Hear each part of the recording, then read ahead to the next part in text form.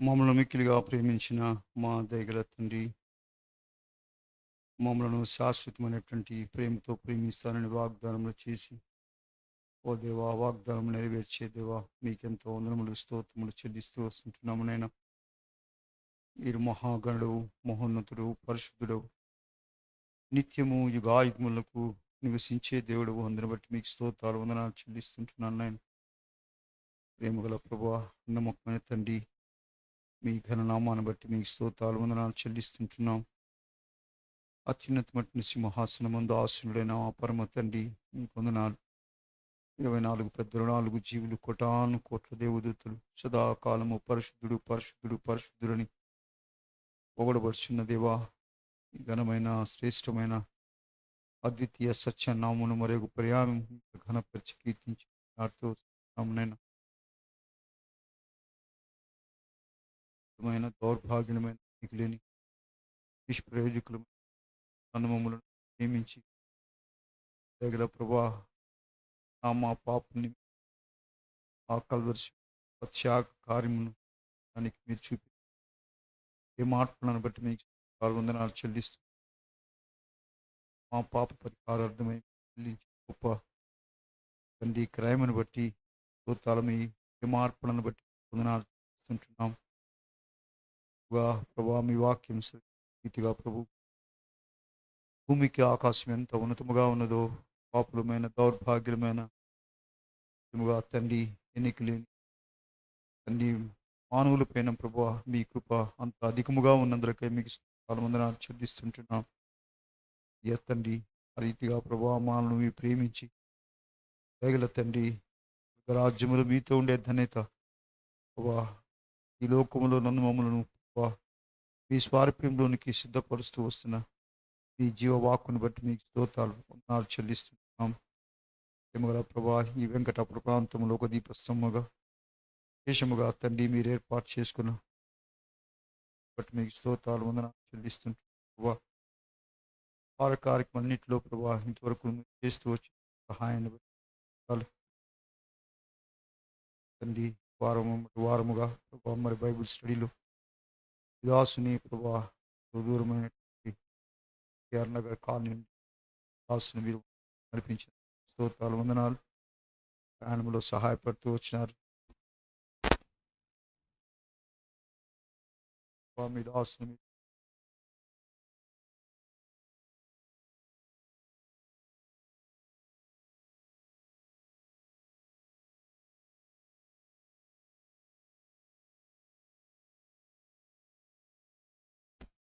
స్తోత్రాలు వందనాలు ప్రభా. వారిని వారి కుటుంబాలను ప్రభా మీరు ఆశీర్వదించి బలపరచండి. రావాల్సిన వారు ప్రేమగల ప్రభా మీ ప్రణాళికలో ఉన్నవారు అధికముగా ఆలస్యము కాకుండా ప్రభా వాళ్ళని కూడా మీరు త్వరపెట్టి కొలిపి తోలుకొనడం అని ప్రార్థిస్తూ వస్తుంది. సహాయం ఇచ్చి వంటశాలలో ప్రభా తండ్రి ఆయా పరిస్థితుల్లో పనిచేస్తున్న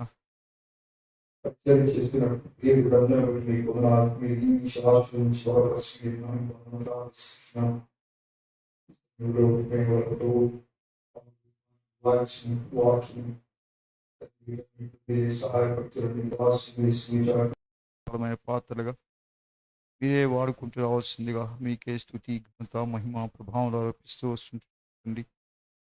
దేవా మంది రావడంతో కూడా తండ్రి మీ మహిమతో నింపుతుండండి. కనబడని చీకటి అంధకార శక్తులను యేసు నామములో ప్రభా మాకు ఇచ్చిన అధికారం చొప్పున బంధిస్తూ వస్తుంటున్నామునైనా ఇవి కూడా పరలోకములు బంధించి తండ్రి శ్రేష్టమైనటువంటి మీ కృపను మీరు అనుగ్రహించి మీరే నడిపించి మీరే పొందమని ప్రార్థిస్తుంటున్నాం. దగ్గర తండ్రి ఆది నుండి అంతవరకు నిబిన జరగమని మీరు నడిపించి మీరు మహిమ పొందుతామని మీకే స్తుతి ఘనత మహిమ ప్రభావంలో ఆరోపిస్తూ యేసుక్రీస్తు వారి కృపగల నామములో స్తుతించి ప్రార్థించి అడిగి వేడుచుంటున్నాము తండ్రి, ఆమేన్.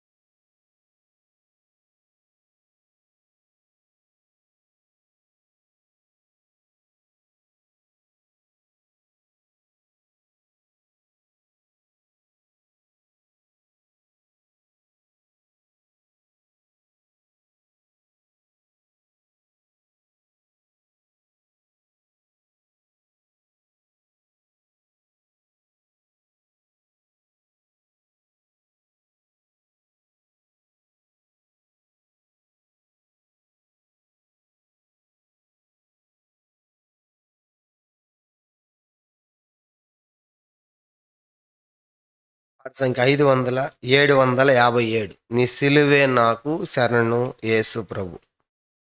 757 కొత్త వాటిలో, పాత వాటిలో 741. నీ సిలువే నాకు శరణు యేసు ప్రభు. 757 న్యూ సాంగ్ బుక్స్, ఓల్డ్ దాంట్లో 741.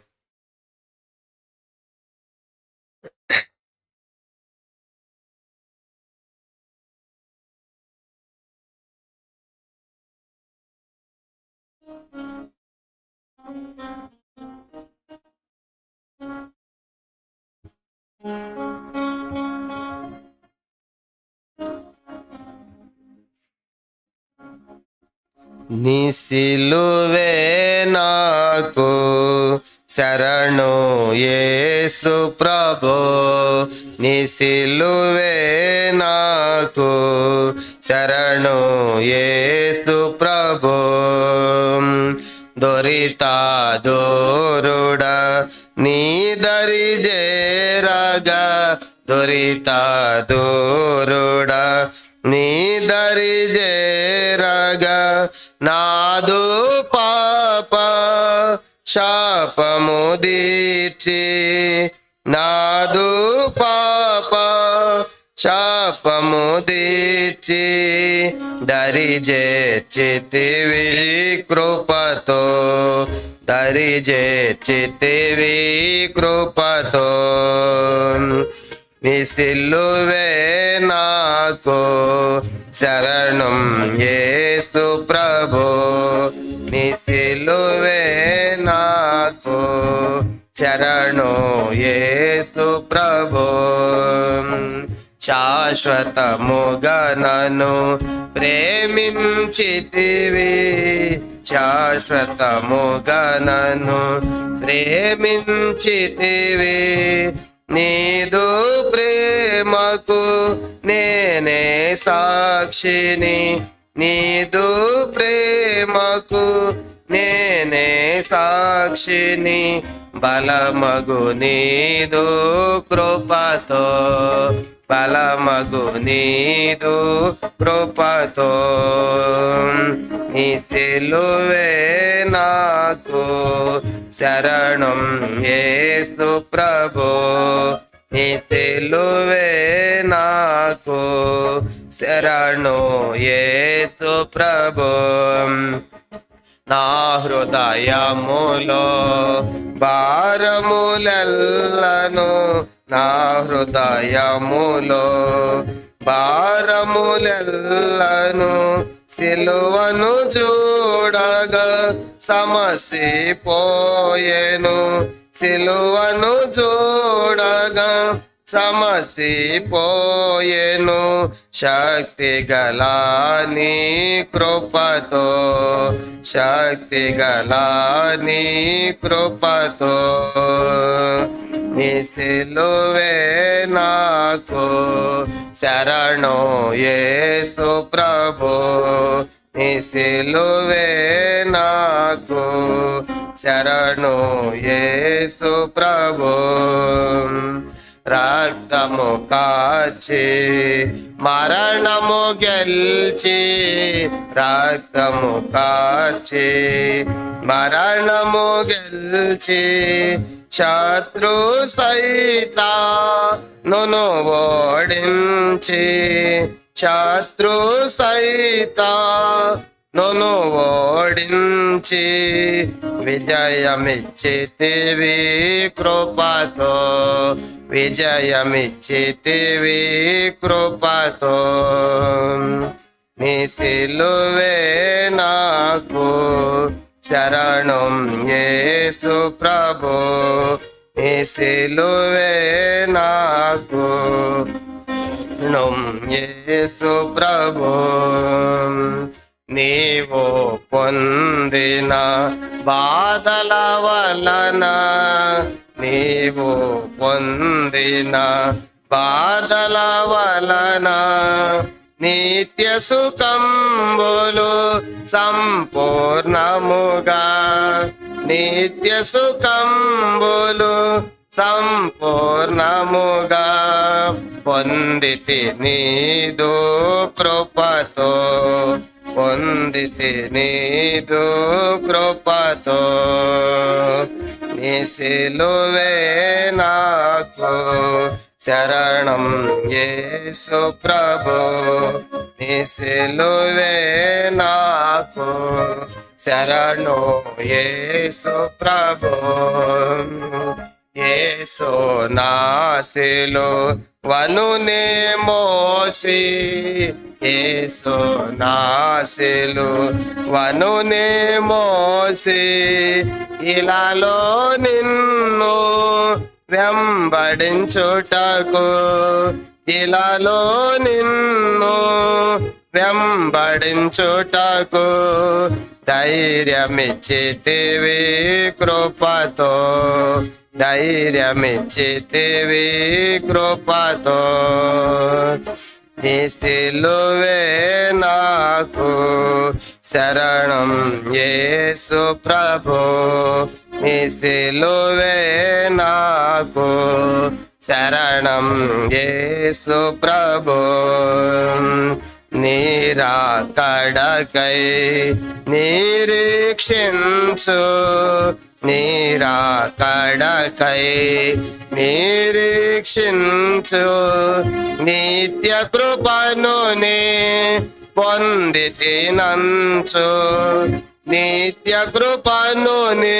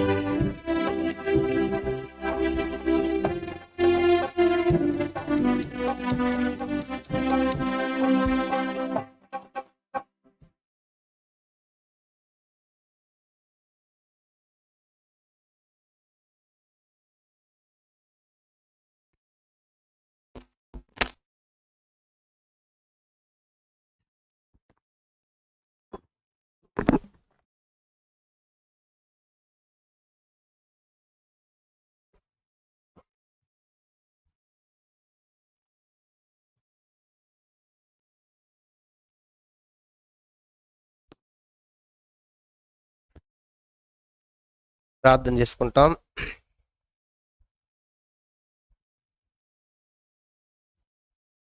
ప్రేమగల ప్రియమైన పరలోకపు తండ్రి, పరిశుద్ధుడు నమ్మకమైన మా దేవ, మహోన్నతుడ, జీవంగల తండ్రి, జీవాధిపతి, మీ స్తోత్రాలు చెల్లిస్తూ ఉన్నాం.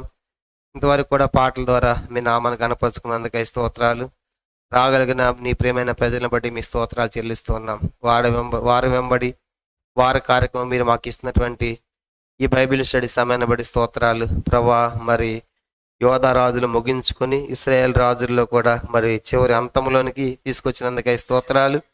ఈ దినం కూడా కొంతమంది రాజుల చరిత్రలో మేము చూడబోతుంటుండగా యుగాంతం అందన మాకు బుద్ధి కలగాలని, దృష్టాంతములుగా సంబంధించిన సంగతులు రాయించి మాకు బుద్ధి కలగాలని, బోధ కలగాలని, నిత్యజీవం కలగాలని మమ్మల్ని మాటి మాటికి హెచ్చరిస్తూ, తండ్రి గద్దిస్తూ, సరి చేస్తూ, ప్రేమిస్తూ వస్తుందని ప్రేమ కొరకై మీకు వందనాలు చెల్లిస్తూ ఉన్నాం. ఈ చరిత్రలు ఇవి కథలుగా తండ్రి కనుక యథార్థ గాథలు, నిజ సంఘటనలు, చరిత్రలు కాబట్టి చదివినప్పుడు మేము కూడా భయంతో, అణుగుతో మా ఆత్మీయ జీవితాన్ని కొనసాగించుకోవడానికి, కాపాడుకోవడానికి కూడా సహాయపడమని ప్రార్థిస్తున్నాం. అయోగ్యదాసు నన్ను కూడా మీ సిలుసాడిన మరుగుపరచండి. ఈ రాత్రి మా అందరికి కావలసిన వర్తమాన వాకులు దయచేసి మహిం పొందండి. వచ్చిన ప్రజలకై స్తోత్రాలు. ఇంకా ఎవరు మార్గ మధ్యలో మీ ఏర్పాట్లు ఉన్నారు, నడిపించి మహిం పొందమని, సమయం అంతా దీవెనకరంగా ఆశీర్వాదకరంగా చేయమని యేసు ప్రభు నామమున ప్రార్థించి వేడుచున్నాము తండ్రి. ఆమేన్.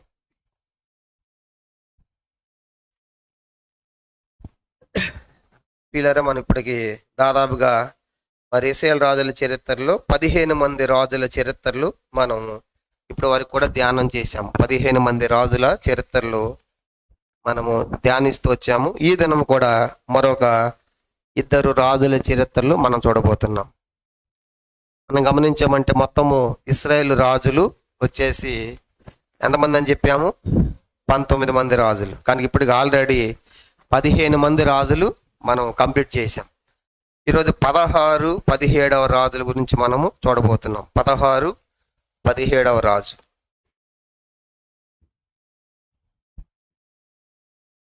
16వ రాజు వచ్చేసి గత వారం కూడా మనం చూసాము, మెనహేము.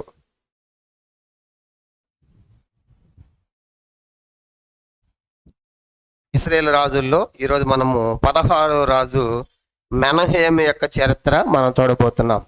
మొత్తం ఈ రాజుల చరిత్రలు మనము మరి 3గా మనం చూసాం. మొదటిది సౌలు, దావీదు, సలోమోను వరకు ఉన్న రాజ్యాన్ని ఏమన్నాం? అది సమైక్య రాజ్యం, లేకుంటే ఐక్య రాజ్యం అని చూసాం.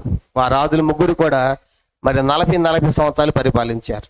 ఆ తర్వాత రెహబాము టైంలో ఆ రాజ్యం 2గా డివైడ్ అయిందిగా మనం చూసాం. దాన్ని యోధా గాను, ఇశ్రాయేలు గాను, యోధా, బెన్యామిన్ 2 గోత్రాలు కలిసి యోధా రాజ్యంగా వచ్చారు. తర్వాత ఇశ్రాయేలు అనగా 10 గోత్రాలు, వాళ్ళు ఉత్తర రాజ్యం గాను, వీళ్ళు దక్షిణ రాజ్యం గాను చూసాము. యోధాలో 20 మంది రాజులు పరిపాలించేవారు చూసాము. ఇశ్రాయేల్లో వచ్చేసి మరి 19 మంది రాజులు ఉన్నట్లుగా మనం చూసాం.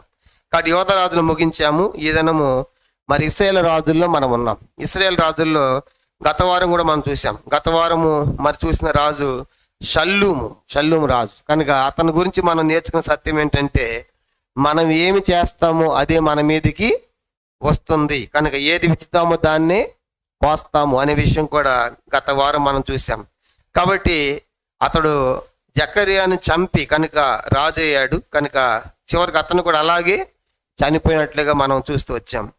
ఈ దినము మరి మెనహేము యొక్క చరిత్ర మనం చూడబోతున్నాం. మెనహేము యొక్క చరిత్ర మనం చూడతాం. మెనహేము అంటే అర్థం వచ్చేసి ఆదరణకర్త అని అర్థం. మెనహేము అంటే అర్థము ఆదరణకర్త.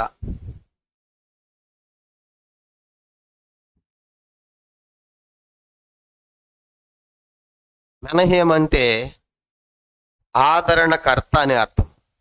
బైబిల్లో మనకి మొత్తం ఎంతమంది మెనహాములు అంటే ఒకే ఒక్కడు. కనుక ఇంక వేరే వాళ్ళు లేరు. కనుక మెనహేము అనే పేరు కలిగిన వారు ఒక్కరే ఉన్నారు అనే విషయం కూడా మనం గుర్తుపెట్టుకోవాలి. ఇతని చరిత్ర ఎక్కడెక్కడ రాయబడింది అని మనం చూసామంటే, రెండవ రాజుల గ్రంథము 2వ రాజులు 15వ అధ్యాయం 14వ వచనం నుండి 22వ వచనం వరకు ఈ ఒక్క భాగంలోనే ఇతని చరిత్ర మనము చూడగలం. కనుక మెనహేము అంటే అర్థం వచ్చేసి ఆదరణకర్త అని అర్థము. అతని గురించి రాయబడిన భాగము 2వ రాజులు 15వ అధ్యాయం 14వ వచనం నుండి 22వ వచనం వరకు ఇతని చరిత్ర మనము చూడగలం. చూడండి, 2వ రాజులు 15వ అధ్యాయం, 2వ రాజులు 15వ అధ్యాయము అతని చరిత్ర లోపలికి మనం వెళ్తున్నాం. 2వ రాజులు 15వ అధ్యాయము 14వ వచనం. 2వ రాజులు 15వ అధ్యాయం 14వ వచనము మనం చదువుకుంటాం. దానికంటే ముందు పైన 10వ వచనం చదవండి. 10వ వచనం 15:10. యాబేషు కుమారుడైన షల్లూము అతని మీద కుట్ర చేసి జనులు చూచుండగా అతని మీద పడి అతన్ని చంపి అతని మారుగా రాజు ఆయన. కాబట్టి జకర్యాని చంపి ఏమయ్యాడు? షల్లూము రాజు అయ్యాడు. ఆ తర్వాత ఇప్పుడు ఇతడు షల్లూము రాజు అయిన తర్వాత ఏం జరిగింది? 13వ వచనం. యోధా రాజైన ఉజ్జియా దినముల్లో 39వ సంవత్సరం మందు యాబేషు కుమారుడైన షల్లూము ఏలనారంభించి షోమ్రోలు నెల దినములు ఏలేను అని చూసాం. తర్వాత గమనించామంటే ఇప్పుడు గమనించామంటే 14వ వచనం. గాదీ కుమారుడైన మెనహేము తిర్సాలో నుండి బయలుదేరి షోమ్రోన్కు వచ్చి షోమ్రోన్లో నుండి యాబేషు కుమారుడైన షల్లూము మీద పడి అతన్ని చంపి అతనికి మారుగా రాజాయను. కాబట్టి ఇప్పుడు 13వ వచనం మనం చూసినప్పుడు రాజైన ఉజ్జియా దినములలో, ఉజ్జియాకి మరొక పేరు ఉందని చెప్పాము. ఉజ్జియాకి మరొక పేరు ఏందని చెప్పాము? అజర్యా అని పేరు కూడా ఉంది. కింద చూడండి 17వ వచనం, కింద 17.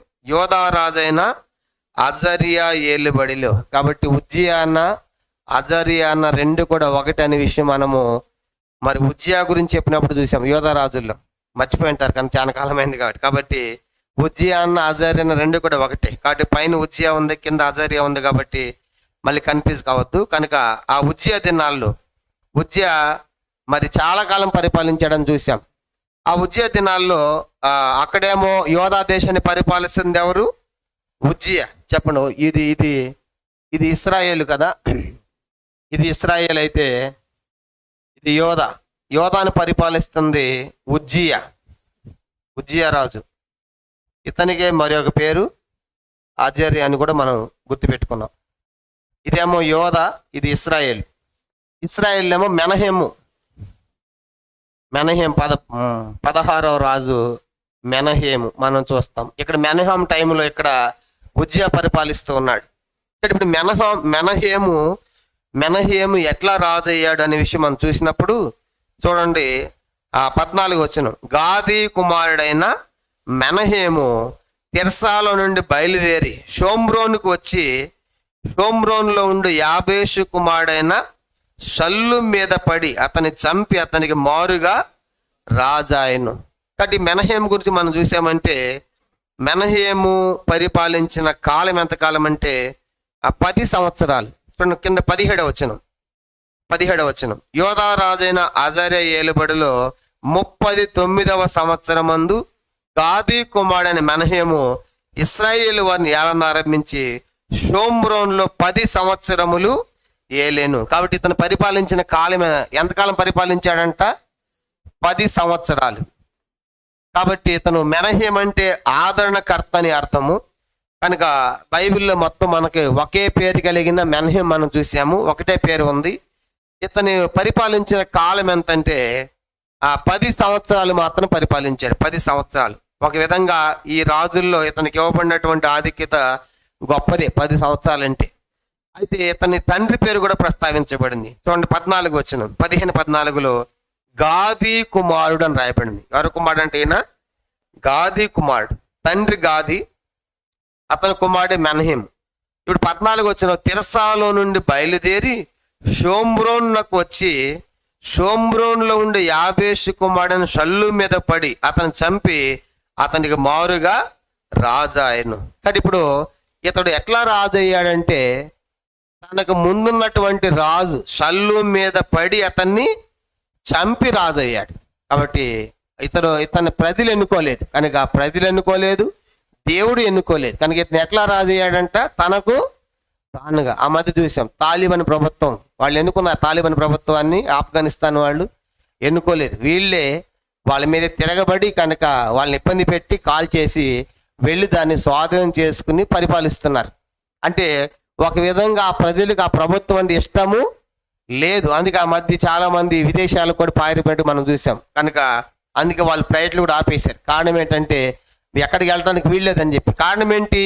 ఆ ప్రభుత్వం అంటే ఆ ప్రజలకు ఇష్టం లేదన్నట్టు. కనుక అంటే ప్రజలు ఎన్నుకోలేదు కాబట్టి ప్రభుత్వం అంటే అర్థం ఏంటి? ప్రభుత్వం అంటే ప్రజల చేత ప్రజల కొరకు ఎన్నుకొనబడిందే ప్రభుత్వం. కాబట్టి అది ప్రభుత్వం ఉండాలి.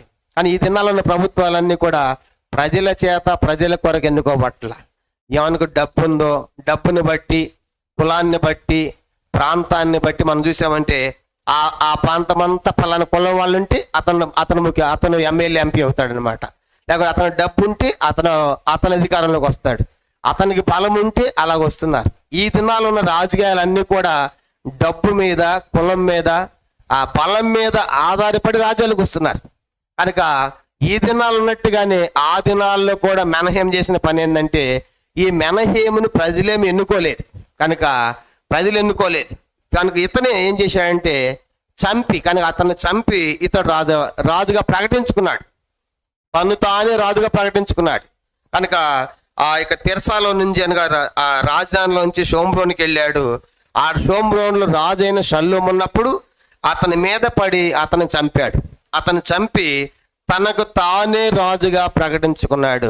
కాబట్టి ఇది ఎంత విచారముగా ఉందో చూడండి. కనుక దీన్ని ప్రజలు ఎలా యాక్సెప్ట్ చేస్తారు? కాబట్టి ప్రభుత్వం అనేది ప్రజలు ఎన్నుకోవాలి కదా, ప్రజలు ఇష్టము ద్వారా రావాలి కదా. అందుకే ప్రతి 5 సంవత్సరాలకి ఎన్నికలు ఉంటాయి. అందుకే ప్రజలు తమకి ఇష్టమైన ప్రభుత్వానికి ఓటేసి పైకి తీసుకొస్తారు, వద్దనుకున్న వాళ్ళు కింద కూడా దించుతూ ఉంటారు. కనుక అన్ని కూడా ప్రజల చేతుల్లోనే ఉంటాయి. కాబట్టి ప్రజాబలము కావాలి. ఒక నాయకుడు అన్నవాడికి ఏమన్నా చెప్పండి? ప్రజాబలము. కనుక డబ్బుతో లేకుంటే బలముతో ఇవి వచ్చేవన్నీ కూడా ఉండేవి కాదు.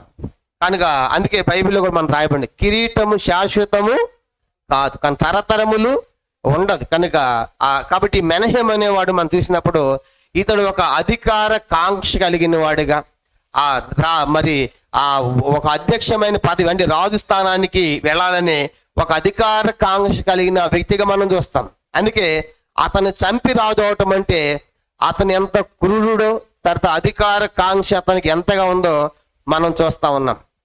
కాబట్టి ఈ దినాలు మనం చూసామంటే ఆ దినాల్లో అధికార కాంక్ష అయితే ఈ దినాలు కూడా సంఘాల్లో మనం ఎన్ని రకాలు ఉండేది, నేనే నడిపించాలి, నేనే పాడాలి, నేనే చేయాలి అని ఎన్ని రకాల సమస్యలు అంటే ఈ దినాల్లో మనం చూసామంటే ఒక లెటర్ ప్రింట్ చేశారు. ఒక లెటర్ పాంప్లెట్ అన్నమాట. పాంప్లెట్లో పేర్లు వేశారు. దాంట్లో స్పీకర్ పేరు, ఒక ఆయన పేరు కింద వేసినందుకు ఆయన అలిగాడు, నా పేరు కింద ఎట్టేస్తారు, ఫస్ట్ పేరు ఏమయ్యాలి?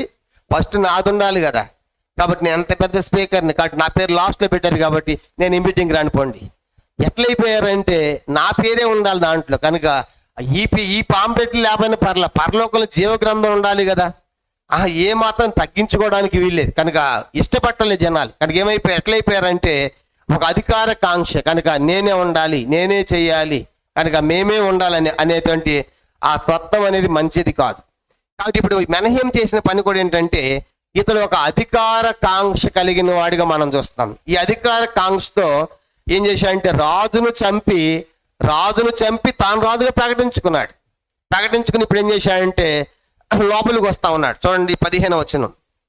రాజును చంపాడు షల్లూమును, అధికార కాంక్షతో చంపి రాజుగా ప్రకటించుకుని ఇప్పుడు ఏం చేస్తున్నాడంటే లోపలికి వస్తున్నాడు. 16వ వచనం. 16 చదవండి. మెనహేము రాగా తిప్సహు పట్టణపు వారు తమ గుమ్మములను తీయలేదు గనుక. కానీ ఇప్పుడు అందరికి అర్థమైపోయింది, వీడు రాజుగా ప్రకటించుకున్నాడు మెనహేము, ప్రజలు ఎవరు ఎన్నుకోలేదు, ఇతను ఎట్లా రాజు అయ్యాడు చెప్పండి? ఎట్లా రాజు అయ్యాడు?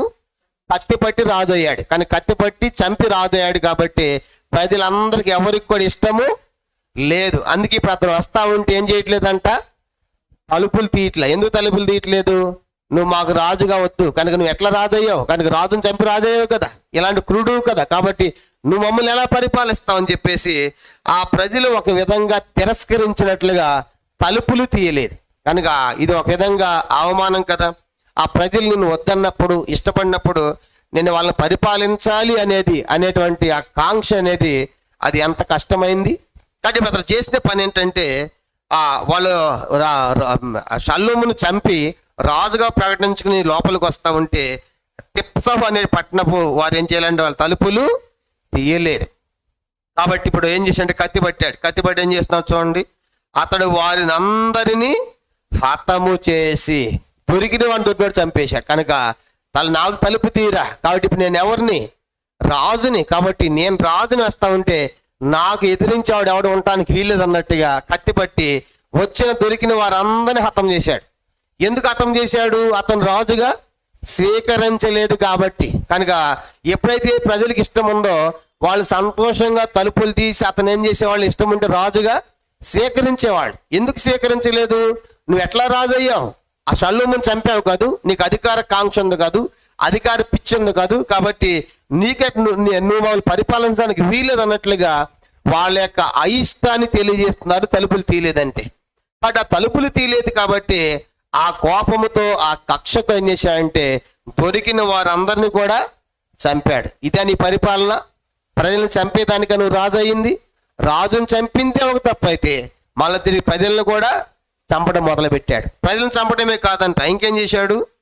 తిర్సాను దాని చేరువ గ్రామములన్నిటినీ కొల్ల పెట్టాడు. ఆ చుట్టుపక్కల ప్రాంతాల్లో ఉన్న గ్రామాలన్నీ కూడా కనుక కొల్ల పెట్టాడంటే ఉన్నదంతా కూడా దోచుకున్నాడు. కనుక ఒక దొంగలాగా కనుక ఆ పట్టణాల మీద పడి ఆ గ్రామాల మీద పడి వాటన్నిటిని కొల్లబెట్టి వాటినన్ని డెస్ట్రాయ్ నాశనం చేసినట్టుగా ఆ పట్టణాలు చేశాడు. నిజంగా ఇలాంటి వాడు రాజుగా ఉండటానికి తగున ఆలోచించామంటే నువ్వు చేసిన పని ఎలా ఉంది? కాబట్టి ఒక రాజును చంపి వచ్చి నువ్వు వస్తా ఉంటే ప్రజలను స్వీకరించకుండా తలుపులు తీయకపోతే ఆ లోపలికి వచ్చేసి కనుక వాళ్ళందరినీ కూడా కత్తి చేత హతము చేసి చంపి లోపలికి వచ్చి ఇంకా ఆ గ్రామాలన్నింటినీ కూడా ఆ కొల్ల పెట్టంటే మొత్తం దోచుకున్నాడు. ఆ ప్రాంతాల ఆ గ్రామాలన్నీ కూడా నాశనం చేశాడు. ఇంక అంత మాత్రమే కాదంటే ఇంకేం చేశాడు చూడండి, అతట గర్భిణీలందరి గర్భములను చింపెను. ఎంత క్రూరుడబ్బా! గర్భవతులు కూడా విడిచిపెట్టలేదు. కాబట్టి గర్భవతులు కనపడినా సరే వారి గర్భాలు చింపేశాడు. కనుక అంటే తన అధికార కాంక్ష దాహం అనేది ఎంతగా ఉందో దీన్ని బట్టి మనం అర్థం చేసుకోవాలి. అయ్యో కనీసం గర్భిణీ స్త్రీ కదా అని కూడా వదలలేదు. కాబట్టి ఇతడు ఒక అధికార కాంక్ష అధికార పిచ్చి కలిగిన వాడిగా మనం చూస్తాం. అందుకే అతడు బలవంతముగా తనకు తానే రాజుగా ప్రకటించుకున్నాడు. ప్రజలెవరూ స్వీకరించలేదు. అయినప్పటికి కూడా బలవంతంగానే ఎన్ని సంవత్సరాలు పరిపాలించాడు చెప్పండి? 10 సంవత్సరాలు పరిపాలించాడు. ఆ 10 సంవత్సరాల పరిపాలన కూడా తనకు వ్యతిరేకమైనటువంటి వాడిని చంపివేశాడు. తిరస్కరించిన గ్రామాలు కనుక ఏ గ్రామాలైతే నిరాకరించే వాటిని ఏం చేశాడు చెప్పండి? పళ్ళ పెట్టాడు. ఇప్పుడు కూడా చూడండి కొన్ని ప్రాంతాల్లో ఎవరు గెలుస్తారో వాళ్ళు అధికార ప్రభుత్వం ఉందని అనుకోండి, వాళ్ళందరూ డెవలప్మెంట్లు అన్నీ ఉంటాయి. ఎందుకు? ఆ ప్రాంతం నుంచి మాకు ఓట్లు పడ్డాయి కాబట్టి అక్కడ అన్నీ చేస్తారు. ఎక్కడైతే ఓడిపోయారో ఆ ఓడిపోయిన ప్రాంతంలో ఉన్నటువంటి అధికారికి ప్రభుత్వం సపోర్టు చేయదు. ఎందుకు? వాళ్ళు ఎవరు మాకు ఓట్లు ఆ నియోజకవర్గం వద్దు పక్కన పెట్టినట్టుగా డెవలప్మెంట్ కానీ దానికి అంతగా ముందుకు రారన్నమాట. కారణం ఎందుకు? అక్కడ నుంచి మా అభ్యర్థి రాలేదు కాబట్టి, ఆ ప్రాంతవాసులు మాకు ఓటు వేయలేదు కాబట్టి అన్నట్టుగా. ఇతను కూడా చేసే పని ఏంటంటే ఆ నిరాకరించిన గ్రామాలన్నింటినీ కొల్లబెట్టాడు. గర్భిణీ స్త్రీల గర్భాలను కూడా చింపేశాడు. అంతే. వాస్తవానికి ఇది ఒక విధంగా వాళ్ళకి మీదకి వచ్చిన శిక్షే. ఎందుకంటే గత వారం కూడా చెప్పాను, హోషేయ ప్రవక్త ఇశ్రాయేలుతో మాట్లాడాడు. ఇశ్రాయేలు ప్రజలు మీరు మారాలి, మీరు మార్పు చెందాలి, మీ దూడలేంటి, విగ్రహారాధన ఏంటి, ఈ 2 దూడలు పెట్టి వాటిని సేవించడం ఏంటి, కనుక మీరు మార్పు చెందాలి. చెందకపోతే మీ మీదకి మీరేం చేస్తారంటే వేరే దేశంలోనికి చెరగొని పోతారని చెప్పాడు. తర్వాత మిమ్మల్ని లేలేటువంటి వారు కూడా ఏం చేస్తారు, ఆ స్త్రీలకు గర్భాలను కూడా చింపుతాడని ముందే చెప్పాడుగా హోషేయ గ్రంథం. చూడండి, ముందే చెప్పాడు, జరగకముందే చెప్పాడు హోషేయ ప్రవక్త. అయితే వాళ్ళు మారలేదు. దేవుడు ఒక విధంగా శిక్షలాగా వీళ్ళకి పంపించినట్టుగా మనకు అర్థమవుతుంది హోషేయ గ్రంథం. ఎందుకు ఇతడు గర్భిణీ స్త్రీల గర్భాన్ని చింపాడంటే ఇతడు ముందే ప్రవచించాడు ఈ సంగతి. హోషేయ గ్రంథము చూడండి 13వ అధ్యాయం. హోషేయ గ్రంథం 13వ అధ్యాయము మనం గమనించామంటే 16వ వచనం. హోషేయ గ్రంథం 13వ అధ్యాయము 16వ వచనం చదవండి. షోమ్రోను తన దేవుని మీద తిరుగుబాటు చేసెను. షోమ్రోను అంటే ఏది? షోమ్రోను ఇశ్రాయేల్ యొక్క రాజధాని, ఇశ్రాయేల్ ప్రజలు. కాబట్టి షోమ్రోను దేవుని మీద తిరుగుబాటు. కానీ అందుకే హోషేయ ప్రవక్త పోయాడు, ఆమోస్ ప్రవక్త పోయాడు, చెప్పాడు మీరు మార్పు చెందాలి, దేవుని మీద వ్యతిరేకంగా ఉన్నారు అని చెప్పి మాట్లాడుతున్నాడు. కనుక దేవుని మీద తిరుగుబాటు చేసిన అది శిక్ష నొందును. ఎలాంటి శిక్ష? జనులు కత్తి పాలవుదురు. ఇప్పుడు ఏం పట్టాడు వీడు? మెనహేం ఏం పట్టాడు చెప్పండి? కత్తి పట్టాడు. చూసారా? కనుక ముందే చెప్పాడు ప్రవక్త, మీరు కనుక మారబోతే జరుగుతుంది భవిష్యత్తులో శిక్ష. వారు కత్తి పడతారు, జనులు కత్తి పాలవుదురు, వారి పిల్లలు రాళ్లకు వేసి పట్టబడుదురు, గర్భిణీ స్త్రీల కడుపులు చీల్చబడును. ఎంత స్పష్టంగా చెప్పాడు హోషేయ ప్రవక్త. వెళ్ళి వద్దు, మారండి మారండి, మీ మీద శిక్ష రాబోతుందని చెప్తే వింటే కదా ఇశ్రాయేలు ప్రజలు దేవుని మీద తిరుగుబాటు చేశారు. ఆమోస్ ప్రవక్త కూడా చెప్పాడు. ఆమోస్ ప్రవక్త ఏమన్నాడు చూడండి, అది కూడా ఆమోస్ గ్రంథం. అతడు ఏమన్నాడంటే మీరు వేరే దేశానికి చెరలోనికి వెళతారని చెప్పాడు. ఆమోసు గ్రంథము. కాబట్టి ఇప్పుడు ఈ చెప్పబడినటువంటి ప్రవచనాలను బట్టి ఏం జరిగిందంటే గర్భిణీ స్త్రీల గర్భాలు చింపుతున్నాడు. ఆమోసు గ్రంథం 5వ అధ్యాయం చివరి వచనం 27వ వచనం, మీరు చెరలోనికి కూడా పోతారు, కాబట్టి ఆ సిరియా రాజు కూడా మీ మీదకి వస్తాడు, కనుక యుద్ధానికి వస్తాడని కూడా చెప్పాడు. ఆమోసు గ్రంథం 5వ అధ్యాయం 27వ వచనం. ఆమోసు గ్రంథం 5:27 చదవండి. కాబట్టి నేను దమస్కు పట్టణం అవతలికి మిమ్మును చెరగొని పోదునని యెహోవా సెలవిస్తున్నాడు. ఆయన పేరు సైన్యం అధిపతికి యెహోవా. దమస్కు అంటే దేని రాజధాని చెప్పండి? దమస్కు దేని రాజధాని? కాబట్టి మీరు దమస్కి వెళ్తారు. ఎట్లా పోతారు? చెరగా వెళ్తారు, చెరలోకి తీసుకుని పోతాడు. ఆ సిరియా రాజు వస్తాడు, కనుక మిమ్మల్ని తీసుకుని పోతాడు చెరలోకి అనే ప్రవచనము ఇది కూడా ముందే చెప్పాడు. ఎవరు? ఆమోసు ప్రవక్త. అంటే ఈ మెనహేము కంటే ముందున్న ప్రవక్తల కాలంలోంచి ప్రవచనాలు చెప్తున్నారు. కాబట్టి మీరు చెరలోకి పోతాడు, మీ గర్భిణీ స్త్రీల గర్భాలు చింపుతాడు, మీ పిల్లలు రాళ్ళకేసి కొడతాడు, మీరు కత్తిపాలు అవుతారు అని చెప్పేసి ఇన్ని విషయాలు చెప్పకుండా వచ్చినప్పుడు కూడా ప్రజలు వినలేదు, వచ్చిన రాజులు వినలేదు, కనుక ఆ దేవుని సేవించలేదు. ఆ యెరోబాము పెట్టినటువంటి ఆ బంగారు గోడలకి వాళ్ళు సాగిలపడి బలిపీఠాలు కట్టారు, కానీ దేవుని వద్దకు రాలేదు. కానీ ఇప్పుడు మెనహేం అనేవాడు చెప్పని ప్రవచనాన్ని బట్టి వచ్చాడు. ఎట్లా వచ్చాడంటే షల్లూము పడి అతను చంపి రాజు అయ్యాడు, తనకు తానుగా రాజుగా ప్రకటించుకున్నాడు. అయితే ప్రజలు అతను ఏం చేయలేదు, నిరాకరించి తలుపులు తీయలేదు, బలవంతంగా లోపలికి వచ్చేటువంటి వాని కత్తి చేత హతము చేశాడు. కనుక ఆ గ్రామాల్లో పడి ఉన్నదంతా దోచుకున్నాడు, వాటిని నాశనం చేశాడు. అంత మాత్రమే కాకుండా ఆ కనపడినటువంటి గర్భిణీ స్త్రీని కూడా ఇచ్చిపెట్టకుండా గర్భిణీ స్త్రీల గర్భాలు కూడా చింపేశాడు. ఇంకా తన జీవితం ఎలా ఉందంటే 2వ రాజుల గ్రంథం 15వ అధ్యాయం 2వ రాజులు 15వ అధ్యాయము చూడండి, గమనించామంటే 18వ వచనం. 2వ రాజులు 15వ అధ్యాయం 18వ వచనం. అందరం కలిసి ఇతడును తన దినములన్నీ ఇశ్రాయేలు వారు పాపము చేయుట కారకుడగు నెబాతు కుమారుడైన యెరోబాము చేసిన పాపములను విడువక అనుసరించుచు యెహోవా దృష్టికి చెడుతనము జరిగించెను.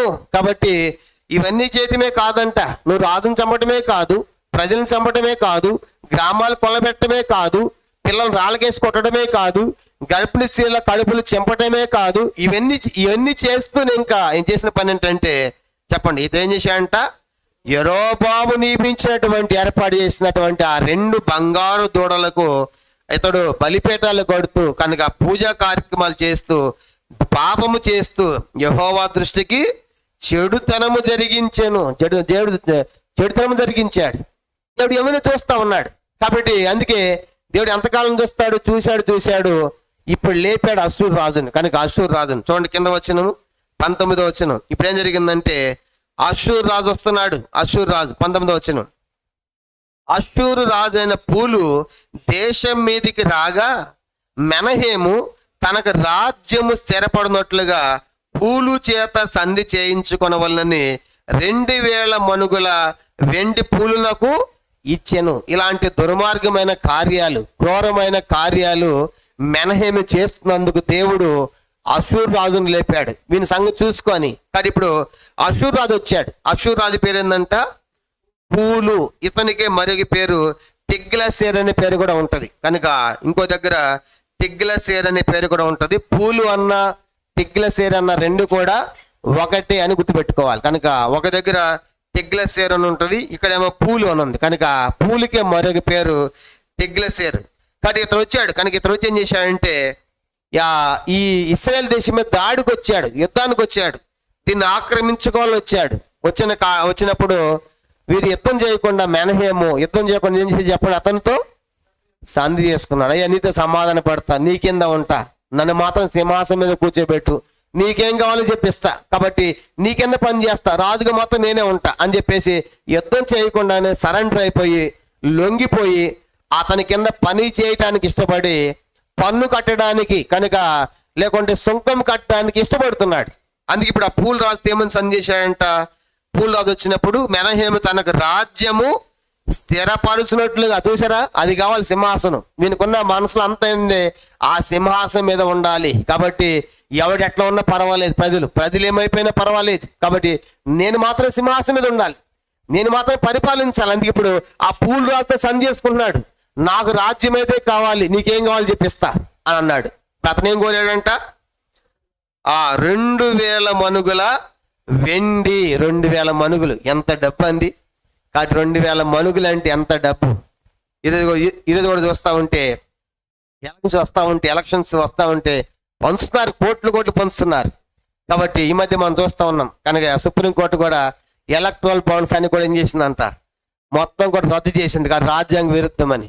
ఏంటా ఎలక్ట్రల్ బాండ్స్ అని నేను పొద్దున్న చూసాను, న్యూస్ చూస్తూ ఉంటే ఈ పేరు ఊరు తెలియదు, ఆ అకౌంట్లో డబ్బులన్నీ పంపిస్తా ఉన్నమాట. వీళ్ళంతా ఎవరంటే అంబానీలు, అదానీలు. కాబట్టి వీళ్ళంతా అధికార ప్రభుత్వానికి డబ్బు పంపించినప్పుడు వాళ్ళు ముఖ్యమైన అన్ని కూడా వీళ్ళకి అమ్మేస్తున్నారు. ఎయిర్పోర్ట్లు ఏంటి, తర్వాత సీపోర్ట్లు ఏంటి, ఇలాంటి అన్ని కూడా వీళ్ళకి కట్టబెడుతున్నారు అన్నమాట. వీళ్ళేమో ఇండైరెక్ట్ గా డబ్బు వాళ్ళు పంపుతుంటే వీళ్ళు అమ్ముకుంటున్నారు. అంటే ఇప్పుడు ఎట్లయిపోయిందంటే వీడు మాకు డబ్బు పంపిస్తున్నారు కాబట్టి వీడిని పెడతాం అన్నట్టుగా. కానీ ఇప్పుడు ఇతను కూడా ఏం కోరుతున్నాడంటే, నువ్వు ఎంత తీసుకో, నువ్వు ఎంత డబ్బు కావాలో చెప్పి నేను చెల్లిస్తాను, కానీ నాకు రాజ్యం మాత్రం ఏముండాలి, స్థిరంగా ఉండాలి, నేను సింహాసనం మీద ఉండాలన్నప్పుడు అతడు కోరింది ఏంటంటే 2000 మనుగుల వెండి. కాబట్టి అంత కోరాడు, అంత నాకు ఇవ్వాలంటే మొత్తం ఇచ్చాడు. యోధరాజులు కూడా మనం చూసాం కదా, యోధరాజుల్లో కూడా రాజులు దాడి చేసినప్పుడు అంతా ఏం చేశారు, వీళ్ళు కొంతమంది ఏమో మందిరం మీద పడి దోచుకుని పోతా ఉంటే, కొంతమంది మందిరం మీద పడి దోచుకుని పోకముందే వీళ్ళే మందిరం దోచిచ్చారు, ఎంతమంది పంపించారు. అలాగే ఆశ కూడా మనం చూస్తాం. ఆశ కూడా బయషా యుద్ధానికి వస్తున్నప్పుడు సిరియా రాజుకి అన్ని కూడా మందిరంలో అయ్యి పంపిస్తాడు. కాబట్టి కానుకలుగా అంటే లంచాలుగా పంపించి యుద్ధం చేయమంటాడు. కానీ ఇప్పుడు ఇతడు కూడా ఇప్పుడు ఆ దేశం ఎట్లా ఉండదు ఆలోచించండి. నువ్వు రాజును చంపావు, ప్రజలందరూ దోచుకున్నావు, ఆ గ్రామాలు కొల్లబెట్టావు, ఇప్పటికే వాళ్ళు ఎంతో ఆర్థికంగా పతనం అయిపోయారు. ఎందుకంటే వాళ్ళ దగ్గర అంతా దోచుకున్నావు, వాళ్ళని చంపావు. ఇప్పుడు ఏం చేస్తావు అంటే 2000 మనుగులు వెండి వాని కట్టాలంటే మరి ఇదంతా ఎక్కడి నుంచి తీయాలి. ఇప్పుడు ఏం చేస్తావు చూడండి, అది అంత కట్టడానికి ఏం చేస్తున్నాడు,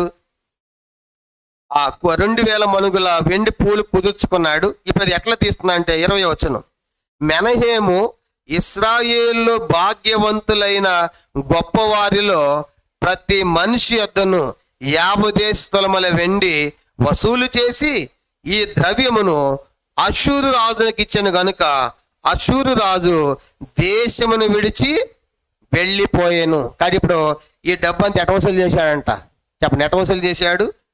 ఇశ్రాయేల్లో ఎవరు ధనవంతులుగా ఉన్నాడో, గొప్పవాడుగా ఉన్నాడో ప్రతి మనిషిని ఎవరు వదిలిపెట్టలా.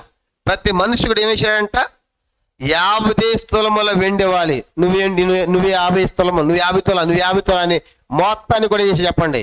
పన్నులకు గీళ్ళకి పెట్టాడు పన్ను. కానీ అప్పుడు వీళ్ళందరి భారమేగా. కనుక అంటే వాళ్ళిద్దరు బలవంతంగా పిండాడు. కనుక మీరు కట్టాల్సిందే. ఇప్పుడు మనం కూడా కడుతున్నాం కదా, జిఎస్టీ అంటే ట్యాక్స్ అంటే నేను కట్టనంటే కుదరదు అక్కడ నీకు. కనుక ఇండైరెక్ట్గా మన దగ్గర కూడా అన్ని కూడా పిండుతున్నారు ప్రభుత్వం. కానీ అట్లాగే ఇతరు కూడా చేశాయంటే ఆ పూల్ రాజునికి, ఆ పూల్ అనేటువంటి ఆ రాజుకి 2 లక్షల మనుగులు వెండి ఎట్ట ఇవ్వాలి. కాబట్టి ఇప్పుడు దేశంలో ఎవడు ధనవంతుడు, ఎవడు గొప్పవాడు అందరు పిలిచి ప్రతి మనిషికి కూడా ఎంత చేశాడంట భాగము 50 తులాల వెండి ఒక్కొక్కళ్ళు ఇవ్వాలి. కాబట్టి ఇవ్వకపోతే చూసుకుంటాడు, ఇవ్వకపోతే ఏమన్నా చేతిలో కత్తి. కాబట్టి కత్తి పట్టి రాజ్యాన్ని స్థాపించినట్టుగా మనకు అర్థమవుతుంది. కాబట్టి ఇప్పుడు అట్లా ప్రజల దగ్గర మొత్తాన్ని కూడా పిండాడండి, ప్రజలను చాలా ఇబ్బంది పెట్టాడు. కాబట్టి ఒక విధంగా ఆ మొట్టమొదట నువ్వు ఆ గ్రామాల మీద పడి దోచుకున్నావుగా, కొల్లబెట్టావుగా, అటుపోయిన ఒక ఆర్థిక దివాలు అయితే ఇప్పుడు రెండోది మళ్ళీ మీరు ఏం చేయాలి, పన్నుల్లాగా కట్టాలంటే ఎంత కష్టము. కాబట్టి ప్రజలు ఒక విధంగా ఇతని పరిపాలన ఎంతో ఒక క్రూరమైనదిగా మనకు అర్థమవుతుంది. కనుక రాజుని చంపటము, మొట్టమొదటి కనబడిన ప్రజలను చంపటము, గర్భిణీ స్త్రీల కడుపులను చీల్చటము, తర్వాత గ్రామాలు కొల్లబెట్టి దోచుకోవటము, వాటి ఒక క్రూరుడిగా తర్వాత యెరొబోము చేసిన పాపాలను చేస్తూ ఇతను తను కొనసాగించాడు. కాబట్టి ఆ కారణం చేత దేవుడు ఏం చేశాడంటే అషూరు రాజును పంపించి, కనుక అషూరు రాజు ద్వారా ఆ అషూరు రాజు వచ్చినప్పుడు కూడా ఇతను యుద్ధం చేయకుండానే అతనితో సమాధాన పడిపోయి రాజీ పడిపోయి, అంటే ఒక విధంగా చెప్పాలంటే ఆ రాజుతో రాజీ పడుతున్నాడు. చెప్పండి, ఎవరితో రాజీ పడుతున్నాడు? రాజుతో. కనుక నీకు రాజుతో సంధి ఉంది, రాజుతో రాజీ పడ్డావు, కానీ నువ్వు దేవుని ఎదురుకు రాలేదు, దేవునితో రాజీ పడలేదు. ఎంత విచారమైన సంగతి. నువ్వు ఒక ఇశ్రాయేలుడు కాదు, కనుక ఇప్పుడు నువ్వు పడవలసిన రాజీ దేవునితోనా రాజుతోనా? కాబట్టి దేవునితో కదా, కాబట్టి దేవునితో రాజీ పడలేదు, కానీ రాజుతో రాజీ పడ్డాడు. అందుకే మనము ఆశ గురించి చెప్పినప్పుడు కూడా ఆశ ఒకప్పుడేమో 10 లక్షల సైన్యము కూషీడం జరాహ వస్తే దేవా మాకు బలం లేదని చెప్పేసి దేవుని మీద ఆధారపడి అద్భుతమైన విజయం ఇచ్చాడు. రెండోసారి బయషత్ అందెడితే ఏం చేసే చెప్పండి, సిరియా రాజును నమ్ముకున్నాడు. కనుక నమ్ముకుంటే ఆవిడ హనాని ప్రవక్త అంటాడు, నువ్వు మొదటిసారి నమ్ముకుంటే దేవునికి సహాయం చేయలేదా? నువ్వు చేసిన పని ఏంటి అంటే నువ్వు దేవునితో రాజీ పడలేదు. అందుకే ఆశ గురించి ఏమని రాయబడింది, పాదాల్లో జబ్బు పుట్టి బహుమంది వైద్యుల దగ్గరికి వెళ్ళి యెహోవా వద్ద విచారణ చేయకుండానే చనిపోయాడు. ఎంత భయంకరమో చూడండి. కాబట్టి ఎంతమంది డాక్టర్ల దగ్గరికి వెళ్ళాడు, రాజుల దగ్గరికి వెళ్ళాడు, కానీ సహాయం కోసము దేవుని ఎద్దుకు రాలేదు. ఇప్పుడు ఇతను కూడా చేసే పని ఏంటంటే ఆ పూల్ రాజుతో రాజీ పడ్డాడు, కానీ సంధి చేసుకున్నాడు, కానీ దేవునితో సమాధానం లేకుండానే చనిపోయాడు. చివరికి అతని సమాధి ఎక్కడుందో కూడా రాయబడలేదు. చూడండి 22వ వచనం, 21వ వచనం, 21, 22 వచనాలు. మెనహేము చేసిన ఇతర కార్యముల గూర్చి అతను చేసిన దాని అంతటిని గూర్చి ఇశ్రాయేలు వృత్తాంత గ్రంథమందు రాయబడి ఉన్నది. చివరికి మెనహేము సమాధి ఎక్కడుందో కూడా రాయబడలేదు. అంటే ఇలాంటి వాడి సమాధి అనవసరం అనుకున్నాడు పరిశుద్ధాత్మ దేవుడు తెలియదు, కానీ అతని సమాధి ఎక్కడుందో కూడా తెలియకుండా చచ్చిపోయాడు. ఎంత భయంకరమైన చావు ఇది. కాబట్టి ఇది మెనహేము యొక్క అంతం. కాబట్టి ఒక గాది కుమారుడిగా 10 సంవత్సరాలు పరిపాలన చేసి షల్లూమును చంపి తనకు తానుగా రాజు ప్రకటించుకొని పట్టణం లోపలికి వచ్చి వాళ్ళ తలుపులు తీయకపోతే వాళ్ళని హతము చేసి ఆ గ్రామాలన్నీ దోచుకుని వాటిని కొల్లపెట్టి గర్భిణీ స్త్రీల గర్భాలు కడుపులు చింపి కనుక ఒక బీభత్సాన్ని సృష్టించాడు ఈ 10 సంవత్సరాలు. అది అంత మాత్రమే కాకుండా యెరొబోము పాపాలన్నీ తూచే తప్పకుండా పాటిస్తూ వచ్చాడు. అషూరు రాజు వస్తే యుద్ధం చేయకుండా ఆ రాజుతో సంధి చేసుకుని సమాధాన పడిపోయి 2 లక్షల మణుగుల వెండి కుదుర్చుకుని ఆ లంచములాగా డబ్బు చెల్లించాడు, కానీ దేవుని ఎద్దుకు రాలేదు. దేవునితో రాజీ పడలేదు, దేవునితో సమాధాన పడలేదు. చివరికి అవన్నీ కట్టడానికి ఆ భారమంతా ఎవరి మీద వేశాడు? ప్రజల మీద వేశాడు. కనుక ప్రజల మీద వేసి అలాంటి భయంకరమైన పరిపాలన చేసి చివరికి ఎలాగూ చనిపోయాడో కూడా అతని సమాధి గురించి కూడా రాయబడలేదు. అతని సమాధి ఎక్కడుందో కూడా తెలియదు. కనుక ఇది అతని యొక్క అంతం. చూసారా, కనుక అంతం ఎంత భయంకరంగా ఉంది. సమాధి కార్యాలంటే ఎంత ఘనముగా ఎంత చక్కగా నిర్వహిస్తూ ఉంటారు. ఎక్కడో చనిపోయినప్పుడు తీసుకొచ్చి చేస్తారు. కారణం ఏంటంటే చివరిసారిగా ఎంతో ఘనముగా కనుక వాళ్ళ కార్యాలు ప్రశంసించి వాళ్ళు సాక్ష్యాలు ఇచ్చి సమాధి చేస్తారు. అలాంటిది ఇతని సమాధి ఎక్కడుందో కూడా చెప్పబడలేదు. ఇది మెనహేము యొక్క అంతం. కాబట్టి అలా చనిపోయాడు. నెక్స్ట్ 22వ వచనం.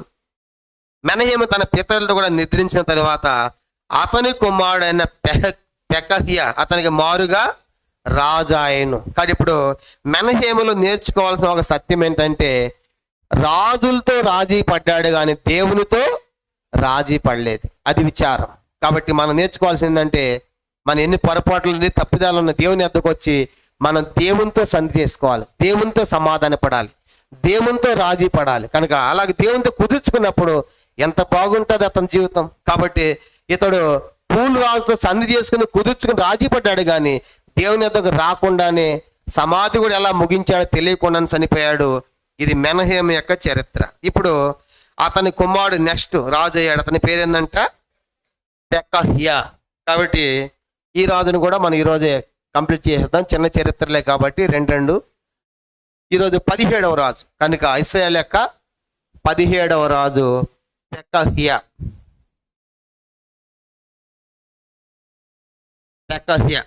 పెకహ్యా అంటే అర్థం ఏంటంటే యెహోవా విడిపించెను అని అర్థం. యెహోవా విడిపించెను, ఈ పేరుకి అర్థం ఏంటంటే యెహోవా విడిపించెను.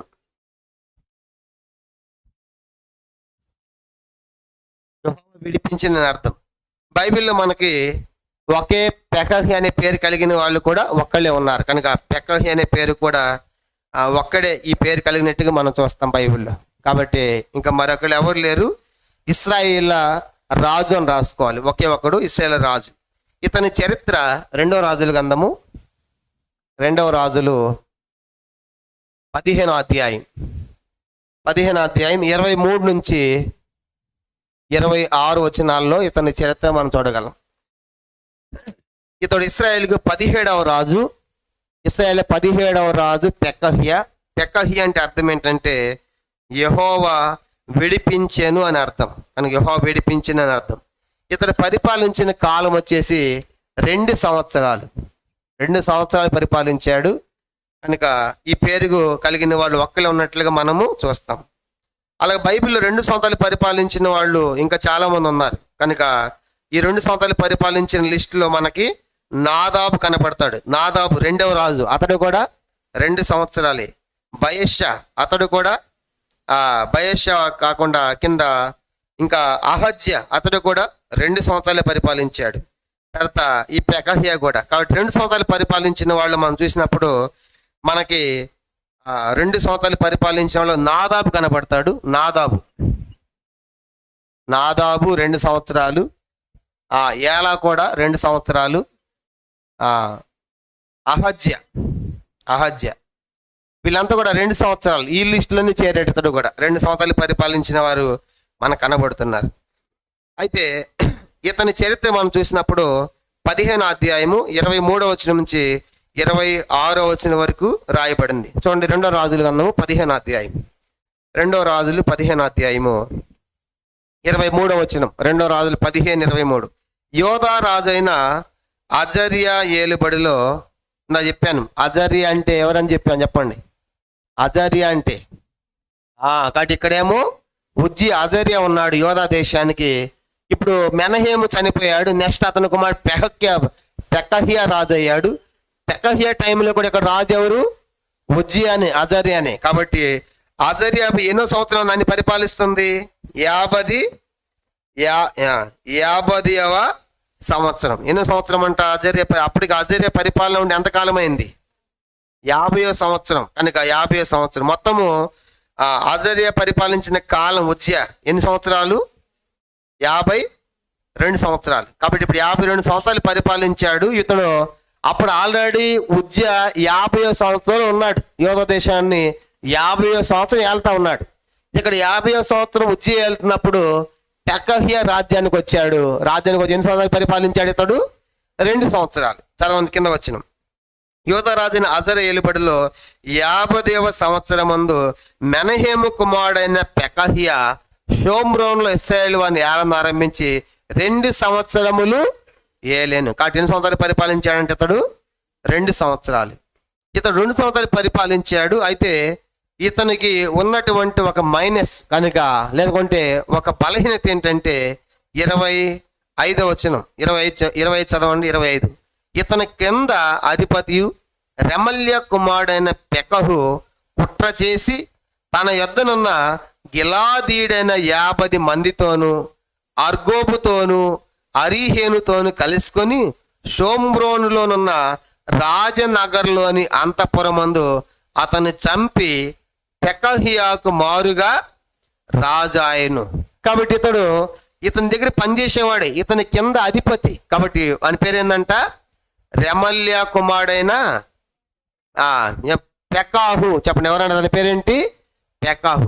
ఇప్పుడు తన కింద పనివాడు తనతో ఉన్నాడు, అధిపతి. రోజు చూస్తా ఉన్నాడు, తన చర్యలన్నీ చూస్తా ఉన్నాడు, గమనిస్తా ఉన్నాడు. కాబట్టి దాదాపు 2 సంవత్సరాల నుంచి కనిపెట్టుకున్నాడు. ఎవరు? పెకాహు. ఏం చేయాలని? చంపాలని. ఎవరిని చంపాలని? పెకహియా అని ఇక కన్ఫ్యూజ్ కావద్దు. ఇదేం పెకహు, ఇదేమో పెకహ్య కదా, ఇదేం పెకహు. పెకహు రెండు ఒక పక్క పక్కనే కన్ఫ్యూజ్ అయిపోతారు. రాజు పేరేంది చెప్పండి. రాజు పేరేంది? పెకహ్యా. అధిపతి పేరేంది? పెకహు. కనుక ఈ పెకహ్యా కింద ఈ పెకహు అనేవాడు ఒక అధిపతి. కనుక ఒక అధిపతి అన్నమాట ఆ రాజు దగ్గర. వీడు ఏం చేశాడంటే 2 సంవత్సరాల నుంచి కాసుకున్నాడు. కనుక ఏమని కాసుకున్నాడు? టైం కోసం కనిపెడతా ఉన్నాడు. ఈ రాజు పెకహ్యాని ఎట్లా చంపి నేను రాజు అవ్వాలని. ఇప్పుడు నిజంగా ఈ పెకహ్యాకి కొంచెమన్నా నాయకత్వ లక్షణాలు ఉంటే గమనించాలి కదా. వాడు వత్తపోయే చర్యలు, వాడు చేసే పద్ధతులు అవన్నీ కూడా గమనిస్తుండాలి కదా. అంటే ఈ పెకహ్యా అనేటువంటి వాడు ఒక అసమర్థుడుగా, నాయకత్వ లక్షణాలు లేనివాడుగా, ఒక సోమరివాడిగా మనకు కనబడుతున్నాడు. ఎందుకంటే 2 సంవత్సరాలు నీ కింద పనివాడు నిన్ను చంపాలని వాడు చూస్తా ఉంటే, మనుషులను కూడగడతా ఉంటే, కొంచెమన్నా సమాచారం నీకు లేదంటే నువ్వు ఎలాంటి నాయకుడివి? నీ కింద జరుగుతున్నటువంటి విషయాలు తెలియాలి కదా. కానీ ఇప్పుడు కేంద్రంలో, రాష్ట్రంలో అన్ని కూడా ఉంటాయి, ఇంటెలిజెన్స్ ఉంటాయి. కనుక ఏదైనా జరుగుతుందంటే ఇమీడియట్గా ఒక న్యూస్ వెళ్ళిపోతూ ఉంటుంది. కారణం ఏంటి? కనుక అంత పవర్ఫుల్. కనుక అందుకే ఇస్రాయల్ కూడా ఉంది ఒక పవర్ఫుల్, ఏం చెప్పండి, అది మొసాద్. కనుక ప్రపంచంలోనే నెంబర్ 1 అన్నమాట. కాబట్టి ఎక్కడున్నా పట్టుకొస్తారు. అయితే మొన్న వాళ్ళు కూడా ఫెయిల్ అయిపోయారు. దేంట్లో? ఈ గాజా వాళ్ళు ప్రవేశించిన దాంట్లో వాళ్ళ ఇంటెలిజెన్స్ వ్యవస్థ మొసాద్ కూడా ఫెయిల్ అయిపోయింది. ఇది మొదటిసారి అంటే చూస్తూ ఉంటే. కనుక ఏది వాళ్ళకి జరగలేదు, అలాంటిది ఇది కూడా ఫెయిల్ అయిపోయింది. ఎంత పవర్ఫుల్ అంటే వాళ్ళు ఎక్కడ రంధ్రంలో దాగున్న వాళ్ళని పట్టుకొని చంపుతారు. కనుక దేశం తీసుకెళ్ళి జైల్లో పెడితే చంపుతారు. అంత పవర్ఫుల్ అన్నమాట. కనుక ఇస్రాయల్ యొక్క ఇంటెలిజెన్సీ మొసాద్. అలాంటిది ఇప్పుడు తన కింద కనీసం తన కింద బయట సంగతి కాదు, నీ కింద ఉన్న వాడి చర్యలు నీకు తెలియదా? వాడు రోజు వస్తూ ఉన్నాడు అధిపతిగా, వాడి చర్యలు, వాడి క్రియలు చూస్తూ ఉన్నావు. దాన్ని బట్టన్నా కొంచెమైనా నీకు బుర్ర ఉండాలి కదా. అందుకే చెప్పాడు. కానీ పాముల వలె, వివేకులు పావురం వలె నిష్కపుటులై ఉండమన్నాడు కదా. పాము కూడా చూడండి, అది చిన్న అలిగడ అనుకోండి, ఎంత స్పీడ్ పరిగెడుతుంది. కానీ కారణం ఏంటి? మనకెంత భయమో దానికి కూడా అంతే భయం. కాబట్టి ఆ పాము కనపడినప్పుడు మనం ఎక్కడ చంపుతామని దానికి అది పరిగెడుతుంది, మన కోసం మనం పరిగెడతాం. అది మనం నిలబడితే అది నెమ్మదికి వెళ్ళిపోయింది. అంటే దానికి కొంచెం చిన్న సౌండ్ అయిపోతే ఏమైపోతుంది? ఎలక్ట్ అయిపోతుంది అన్నమాట. కనుక రెడీ అయిపోతుంది. అంటే తప్పించుకోవడానికి, లేదంటే తిరుగుబడి కావడానికి అయినా సరే. అంటే యేసుప్రభు అన్నాడు మత్తయి 10:16లో, మీరు పాముల వలె ఏముండాలి? మీకు వివేకం ఉండాలి. ఏం జరుగుతుందని తెలియాలి కదా, తెలుసుకోవాలి కదా. పాముల్లాగా వివేకం కలిగి ఉండండి. అదని పాముల్లాగా కరవమని కాదు. కనుక పాముల్లాగా దానికి ఎంత వివేకం ఉందో, ఎలాగ తప్పించుకుంటుందో స్పీడ్, అలా వివేకం ఉండండి. పావురం వలె నిష్కపటులు, అంటే పరిశుద్ధంగా ఉండండి. అంటే ఇప్పుడు ఈ పెకహ్యా అనేవాడి నుంచి ఆలోచించినప్పుడు మనము, నీ కిందన్నవాడు 2 సంవత్సరాల నుంచి నీ కోసం కనిపెడుతున్నాడు నేను చంపాలని. ఇవి ఒక్కడే కాదంట, ఎంతమంది నియమించాడు చూడండి. 25వ వచనం. ఇతని కింద అధిపతి రెమల్యకు పెకహు కుట్ర జరుగుతూ ఉంది. తన మీద ఉన్న కుట్రను తెలుసుకోలేకపోతున్నాడంటే నీకేమి నాయకత్వ లక్షణాలు ఉన్నాయి? ఏం జరిగిందంట? కుట్ర చేసి తన ఎదున్న గిలాదీయుడైన 50 మందితోనూ అర్గోబుతోను అరిహేనుతోను కలుసుకొని, కాబట్టి ఇంతమంది కనుక ఒక 50 మందిని సిద్ధం చేశాడండి. కనుక గిలాదీయుడైనటువంటి గిలాదీయులైనటువంటి 50 మందిని కుదుర్చుకున్నాడు. తర్వాత అర్గోబ్ అనేవాడు, హరి అనేవాడు, వీళ్ళందరూ కూడా కలుసుకుని కుట్ర జరుగుతూ ఉంది. కనుక ఇది ఎప్పటి నుంచి ప్లాన్ చేసి ఉంటారు? దాదాపుగా 2 సంవత్సరాలు జరుగుతూ ఉంది. కానీ ఎక్కడ కూడా బయటికి అస్సలు పొక్కకుండా, బయటికి రానికుండా కుట్ర చేశారు. చివరికి ఏం చేశారంటే అంతఃపురంలో అతన్ని చంపేశారు. అంటే చంపేసి అతనికి మారుగా నెక్స్ట్ రాజు అయింది ఎవరు చెప్పండి? రాజు అయింది ఎవరిక? పెకహు రాజు అవుతాడు. అంటే ఇప్పుడు ఈ పెకహ్యాలో మనకి ఏం అర్థమవుతుందంటే చెప్పండి, ఇతడు చావడానికి కూడా కారణం కూడా ఇంకో విషయం మనం చూసామంటే, ఇతడు ఎలా పరిపాలించాడు 2 సంవత్సరాలు కూడా. 24 వచ్చిన పైన 24 వచ్చిన చూడండి. 24 ఇతడును ఇశ్రాయేలు వారు పాపము చేయుట కారకుడగు నెబాతు కుమారుడైన యెరోబాము చేసిన పాపలను విడువక అనుసరించుచు యెహోవా దృష్టికి చెడుతనము జరిగించెను. ఇతడు కూడా సేమ్. కనుక ఆ యెరోబాము పెట్టాడే కనుక అయ్యే దూడలు, కనుక వాటినే కంటిన్యూ చేస్తూ వచ్చారు ఇశ్రాయేల్ ప్రజలందరూ కూడా. కాబట్టి ఇతడు కూడా ఆ ఇశ్రాయేలు పాప కారకుడు నెబాతు కుమారుడైన ఆ యెరోబా పాపను ఎడవకుండా వాటిని అనుసరిస్తూ జరిగిస్తూ వచ్చాడు. దేవుని దృష్టి చెడుదనం జరిగించాడు. చివరికి అతని కింద అధిపతి అయినటువంటి రెమల్య కుమారుడైన పెకాహు అనేవాడు కొంతమందితో కలిసి కుట్ర చేసి అతని అంతఃపురములోనే చంపాడు. రాజనగరం అంతఃపురంలోనే చంపాడు. అలాగే చనిపోయాడు. అంటే ఇప్పుడు పెకాహులో మనం నేర్చుకోవాల్సిన ఒక సంగతి ఏంటంటే, ఇతడు ఒక అసమర్థుడిగా మనకు కనపడుతున్నాడు కనుక, అంటే నాయకత్వ లక్షణాలు లేనివాడుగా ఉన్నాడు. అందుకే పౌలు కొత్త నిబంధనలు రాస్తూ ఒక మాట అంటాడు. 1 కొరింథీ పత్రిక 16వ అధ్యాయం 13వ వచనంలో ఒక క్రైస్తవుడు ఎట్లా ఉండాలి, ఒక నాయకుడు అనేవాడు ఎట్లా ఉండాలంటే 1 కొరింథీ పత్రిక 16వ అధ్యాయం 13వ వచనం. 1 కొరింథీ పత్రిక 16వ అధ్యాయము 13వ వచనం. మెలకువగా ఉండడి, విశ్వాసమందు నిలకడగా ఉండడి, పౌరుషము గలవారే ఉండడి, బలవంతులై ఉండడి. కాబట్టి ఎట్లా ఉండాలంటే 5 విషయాలు చెప్పాడు. 1, మెలకువగా ఉండాలి.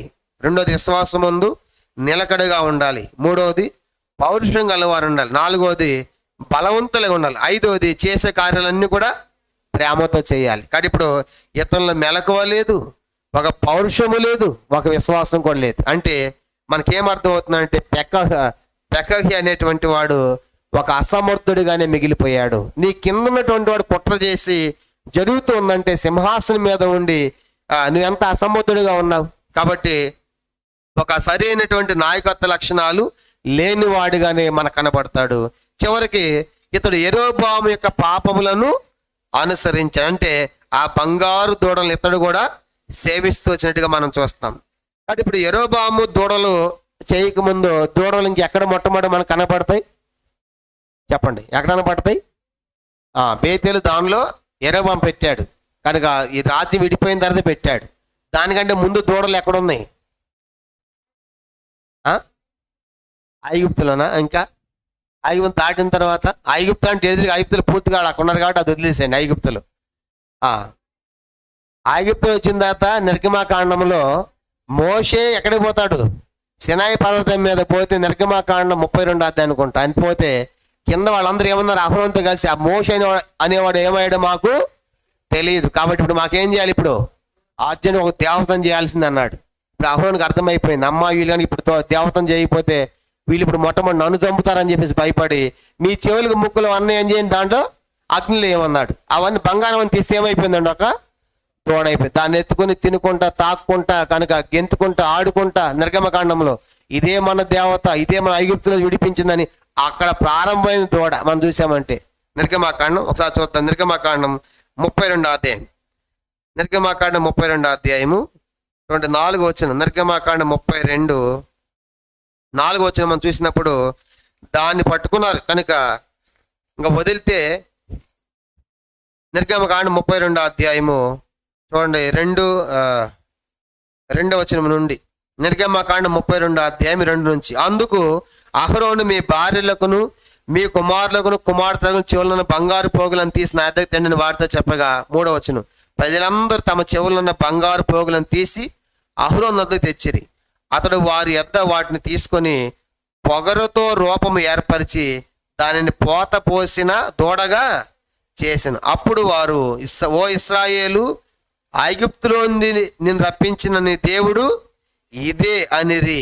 అహరోను అది చూచి దానితో ఒక బలిపీఠమును కట్టించెను. తర్వాత మరియు అహరోను రేపు యెహోవాకు పండుగ జరిగిన చాటింపగా మర్నాడు వారు ఉదయం లేచి దహన బలులు సమాధాన బలులను అర్పించిరి.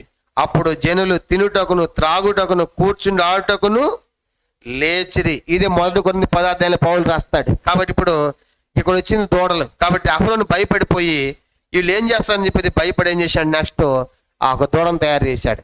ఇప్పుడు ఈ దూడలే సేమ్ యెరోబోయాము కూడా తీసుకొచ్చాడు రాజు విడిపోయిన తర్వాత. దానిలో ఒకటి, బేతేల్లో ఒకటి. అందుకే ఇశ్రాయేలు ప్రజలు కూడా మనం చూసినప్పుడు అసలు విగ్రహారాధన నిషేధం ధర్మశాస్త్ర ప్రకారం అయినప్పుడు కూడా వారికి మరి వాళ్ళ కన్నులు ఎట్లా మందుకెళ్ళిపోయినాయి. కానీ మాటికి ఎలా తప్పిపోయారు?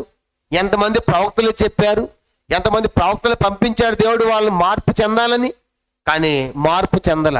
వచ్చిన ప్రవక్తలను వాళ్ళు రాళ్లతో కొట్టి చంపారు. కాబట్టి కొంతమంది రాజులేమో చెరసాల జైల్లో పెట్టారు, కొంతమందినేమో రాళ్లతో కొట్టి చంపారు. కాబట్టి వాళ్ళు అంగీకరించాల. కాబట్టి మనకేమర్థమవుతుందంటే ఈ దూడల్ని సేవించాడు ఈ పెకావు కూడా. కాబట్టి ఈ యరొబాము నిలిపినటువంటి ఆ దూడల్ని సేవించి చివరికి అతని పెకావు చేతిలో చనిపోతాడు. అలా ముగించబడుతుంది అతని చరిత్ర. ఆ మాట చదివి మనం ముగించుకుంటాం. 2 రాజులు 15వ అధ్యాయం. 2 రాజులు 15వ అధ్యాయము. 2 రాజులు 15వ అధ్యాయం 20-26 వచనాలు చదువుకుని మనం ముగిస్తాం. 2 రాజులు 15వ అధ్యాయము 25-26 వచనాలు. ఇతని క్రింద అధిపతి రెమల్యా కుమారుని పెహవు కుట్ర చేసి తన ఎద్దున్న గిలాదీలైన 50 మందితోనూ అర్గోబుతోనూ అరియేనుతోనూ కలుసుకొని షోమ్రోన్లోని రాజనగర్లోని అంతఃపురమున అతన్ని చంపి పెకహు మారుగా రాజాయను. పెకహియా చేసిన ఇతర కార్యములు గూర్చి అతడు చేసిన దాన్ని అంతటిని గూర్చి ఇశ్రాయేల్ రాజుల వృత్తాంత గ్రంథమందు రాయబడి ఉన్నది. నెక్స్ట్ ఇప్పుడు రాజు ఎవరైనంటే పెకహు రాజు అయ్యాడు. కాబట్టి వచ్చే వారము ప్రభు చిత్తమైతే ఇశ్రాయేల్ 18వ రాజు పెకహు యొక్క చరిత్ర మనం చూస్తాం. కాబట్టి ఈరోజు మనము మెనహేము చరిత్ర మరి పెకహియా చరిత్ర మనం చూసాం. మెనహేములు నేర్చుకోవాల్సినటువంటి ఒక సత్యం ఏంటంటే చెప్పండి, ఏం చేసాం మనము? మనుషులతో కాదు రాజీ పడాల్సిన, రాజులతో కాదు, ఎవరితో? దేవునితో రాజీ పడాలి, దేవునితో సరి చేసుకోవాలి. కాబట్టి రాజులతో రాజీ పడి మరి రాజీపడి ఒప్పుకున్నాడు, కానీ దేవుని వద్దకు రాకుండా చనిపోయాడు. తన సమాధి కూడా ఎక్కడుందో తెలియకుండా ముగించబడింది మెనహేము యొక్క చరిత్ర.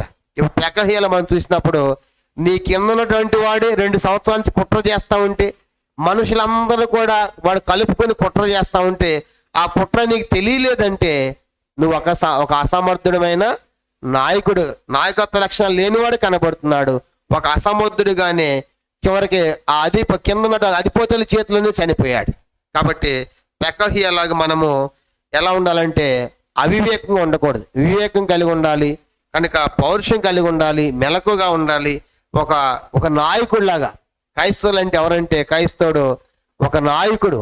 చెప్పండి, మనం రాజులైన యాజక సమూహం. రాజునుడు ఎలా ఉండాలి? రాజునుడు పాలించేవాడు ఉండాలి, ఒక నాయకుడిగా ఉండాలి, సైన్యానికి ముందు నడవాలి. కాబట్టి ఒక క్రైస్తవుడు అంటే ఇది రాజులని యాజక సమూహం.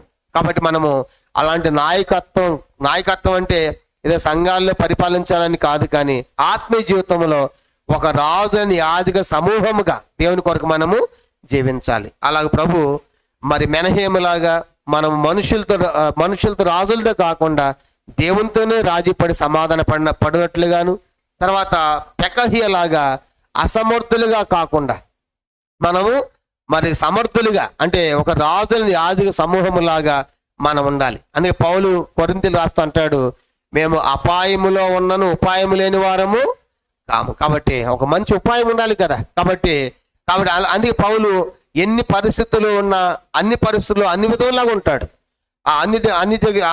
యూదులకేమో యూదుల్లాగా ఉంటాడు, రోమీలకేమో రోమీలాగా ఉంటాడు, అందరూ సంపాదించుకోవడానికి దాసుల్లాగా ఉంటాడు. అంటే పౌలు నిజంగా మన భాష చెప్పాలంటే ఊసర వెళ్ళేలాగా. అంటే అది పౌలు తప్పుగా కాదు, కానీ ఆత్మీయంగా అందరూ సంపాదించుకోవడానికి పౌలుకి రోమా పౌరసత్వం కూడా ఉంటుంది. ఇప్పుడు పౌలు ప్రయాణాలు నేను ధ్యానం చేస్తున్నా, పౌలు ప్రయాణాలు చూస్తూ ఉంటే ఎంత అద్భుతంగా ఉందంటే, ఒక్కొక్క అపోస్తల కార్యం అంతా కూడా ఒక కథలాగా ధ్యానం చేస్తూ ఉన్నాం. చూస్తూ ఉంటే ఎక్కడికి వెళ్ళినప్పుడు ఎవరికి ఎట్లా చెప్పాలో అక్కడ చెప్తాడు. కనుక యూదుల దగ్గర యూదుల్లాగా, అన్యజనుల దగ్గర అన్యజనుల్లాగా వాళ్ళందరూ కూడా ఆకర్షిస్తారు పౌలుని. కానీ అందుకే నిజంగా పౌలు తోటి పట్టుకున్నాడు. కాబట్టి ఒక క్రైస్తవుడు కూడా అలాగే ఉండాలి, ఒక నాయకుడిలాగా అలా ఉండాలి. కాబట్టి అలాంటి నాయకత్వ లక్షణాలు లేనివాడుగా చనిపోయాడు పెకహియా. ప్రార్థన చేసుకుంటాం.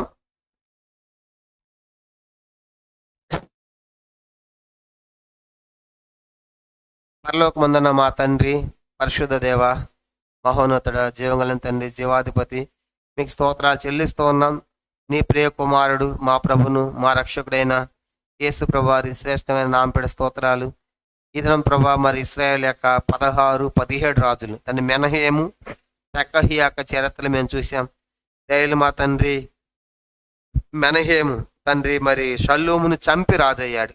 అధికార కాంక్ష, అధికార దాహం కలిగిన వాడుగా. అంత మాత్రమే కాదు, ప్రజలు అతను సేకరించలేదు తండ్రి, తలుపులు తీయలేదు.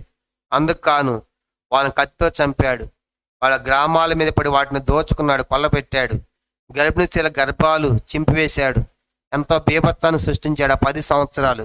అయితే అషూర్ రాజుని మీరు లేపారు. వస్తే అషూర్ రాజుతో సంధి చేసుకుని సమాధానపడి తన కింద ఉండటానికి ఇష్టపడ్డాడు, కానీ దేవుని యొద్దకు రాలేదు.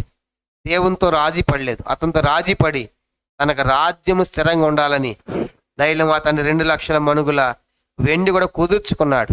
అదంతా ప్రజల వద్ద పిండాడు. అలాగే ప్రజల్ని ఎంతో ఇబ్బంది పెట్టి చివరికి అతని సమాధి కూడా ఎలాగైందో రాయబడలేదు. అది మెనహేము యొక్క చరిత్ర.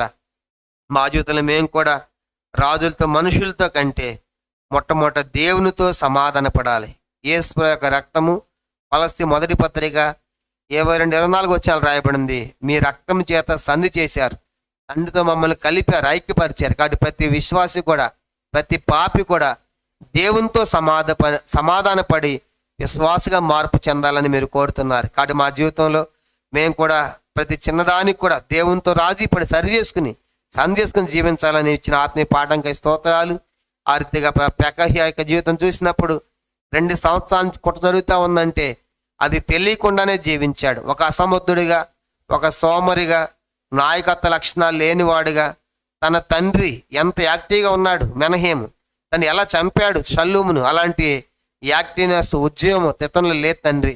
ఒక సోమరిలాగా ఉండి చివరికి కింద ఉన్నటువంటి అధిపతుల చేతుల్లో పుట్టలో చనిపోయాడు. కాబట్టి మేము అలా ఉండకూడదని, పౌరుషం కలిగి ఉండాలని, మెలకుగా ఉండాలని, ఒక క్రైస్తవుడు రాజుని యాజక సమూహం ఉండాలని, నాయకత్వ లక్షణాలు కలిగి ఉండాలని మీరు కోరుతున్నందుకై మీకు వందనాలు చెల్లిస్తూ, అలా జీవించడానికి కూడా మీరు మాకు సహాయం చేయమని, వాక్యాన్ని దీవించమని, వచ్చిన ప్రతి ఒక్కరిని మీరు ఆస్వాదించమని, భవిష్యత్ సేవ కూడా సిద్ధపరచమని వందనాలు చెల్లిస్తూ మీకు అప్పగించుకుంటూ యేసుక్రీస్తు వారి పరిశుద్ధమైన నామములో ప్రార్థించి స్తుతించి అతి వినయముగా వేడుకొనుచున్నాము తండ్రి. ఆమేన్. మన తండ్రి అయిన దేవుని ప్రేమయు, కుమారుడైన యేసుక్రీస్తు వారి కృపయు, పరిశుద్ధాత్మక అన్యోన్య సహవాసము చేర్చిన మనకును, తను ప్రేమించు వారికిని, సకల పరిశుద్ధులకును ఇప్పుడు ఎల్లప్పుడూ సదాకాలము తోడై ఉండును గాక. ఆమేన్.